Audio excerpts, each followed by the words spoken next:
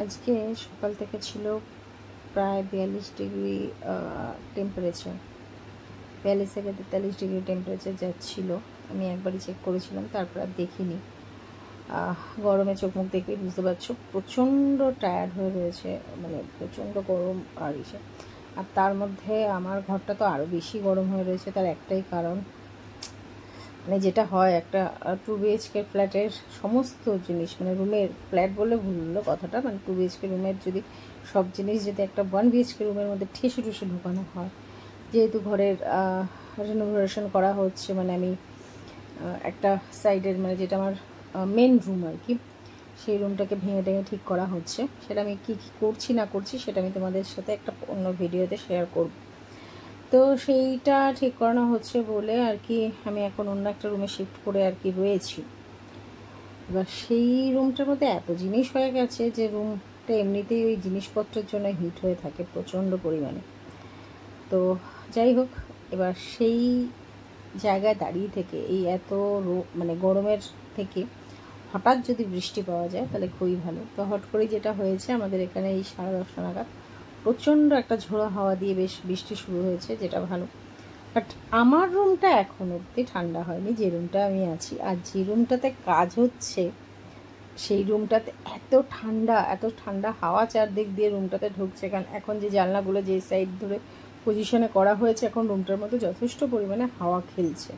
আগে ওটা হতো না। তো মানে এখন মনে হচ্ছে যদি ওই রুমটা তৈরি থাকতো তাহলে কি না ভালোই হতো। তো যাই হোক, আমি মানে যতক্ষণে তৈরি না হচ্ছে কিছু করার নেই। এখন তোমাদেরকে চলো দেখাই, আমি ওই রুমটারই ব্যালকনিতে গিয়ে চলো তোমাদেরকে দেখাচ্ছি কীরকম বৃষ্টি হচ্ছে আর কি। মানে প্রচণ্ড ঝোড়ো হাওয়া দিচ্ছে আর বৃষ্টি হচ্ছে। চলো তোমাদেরকে দেখাচ্ছি, মানে গরমের মধ্যেই বৃষ্টিটা মনে হচ্ছে যেন একটা দারুণ ব্যাপার। চলো দেখাচ্ছি তোমাদের। যেটা বলছিলাম, এই যে দেখো ঝোড়ো হাওয়া দিচ্ছে আর বৃষ্টিও হচ্ছে, ঠিক আছে। আর মাঝে মাঝে বেশ বিদ্যুৎও চমকাচ্ছে।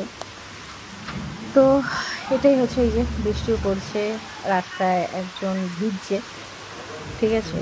সবাই মোটামুটি ঝোড়ো হাওয়াটায় বাইরে ঘর থেকে বেরিয়ে বারান্দায় বা ব্যালকনিতে এসে সবাই মোটামুটি প্রত্যেকেই উপভোগ করছে বৃষ্টিটা। আমিও তেমনি আমার যে নতুন ঘরটা তৈরি হচ্ছে সেই ঘরটার ব্যালকনিতে দাঁড়িয়ে বৃষ্টিটা উপভোগ করছি। বেশ ভালোই লাগছে। আর বৃষ্টির আর কি হালকা হালকা সেটাগুলো আর কি গায়ে লাগছে, তো সেই পরিপ্রেক্ষিতে আরও ভালো লাগছে বিষয়টা। আর সুন্দর সাথে একটা মানে বেশ সুন্দর ঠান্ডা হাওয়া। মানে এটা যদি সত্যি কথা দিনের বেলায় হতো বৃষ্টিটা, তাহলে তো আমি ডেফিনেটলি ভিজতাম। কারণ এই গরমের মধ্যে বৃষ্টিতে ভেজা মানে সেটা একটা আলাদাই ব্যাপার। বাট এই রাতের বেলা বৃষ্টিটা হয়ে ভেজাটা সম্ভব না। যাই হোক, তো আমি এখন এই ব্যালকনিতে বসেই বৃষ্টিটাকে আপাতত উপভোগ করছি।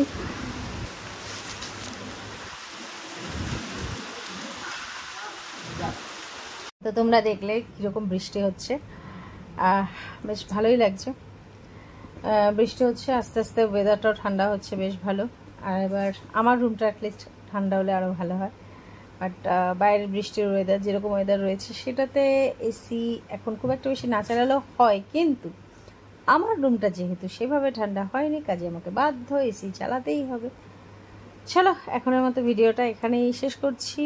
আর আপাতত ব্যালকনিতে দাঁড়িয়ে আমি বৃষ্টিটা উপভোগ করি, এটা ছাড়া উপায় নেই। কারণ রাত হয়ে গেছে, এখন আর বৃষ্টিতে ভেজে যাবে না। যদি এটা দিনের বেলার বৃষ্টি হতো তাহলে আমি অবশ্যই ভিজতাম।